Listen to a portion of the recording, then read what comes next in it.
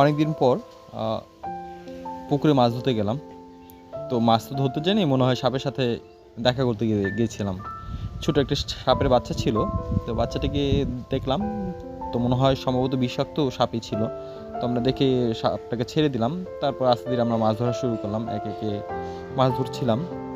তো ভালো লাগতেছিল আমাদের নিজেদের কাছে। গ্রামের ভাষায় একটা কথা আছে না, অনেক দিন পর কিছু পেলে মানুষ একটু ঘাপুসি ঘুপুস করে, ঠিক আমরা পানির ভিতরে ঘাপুসি ঘুপুসি করতেছিলাম। তো মাছ ধরতে খুবই মজা লাগতেছিল। ছোটোবেলার স্মৃতি মনে পড়ে গেল, বা ছোটোবেলা মাছ ধরতাম সেই আবেগগুলো কাজ করতেছিল। পাশে একটা ছোটো ডেঙ্গি নৌকা ছিল, সেই নৌকা থেকে আমরা শিং মাছ, কই মাছ এগুলো অনেকগুলো পেয়েছিলাম। এবং কি আমি পুকুরে ডুবিয়ে একটা শোল মাছ ধরেছিলাম। তো দেখতেই পাচ্ছেন হাতে শোল মাছটা নিয়ে আসতেছি। তো আমার ভিডিও যদি ভালো লাগে অবশ্যই লাইক, কমেন্ট, শেয়ার, এমনকি আইডিটা অবশ্যই সাবস্ক্রাইব করে দেবেন।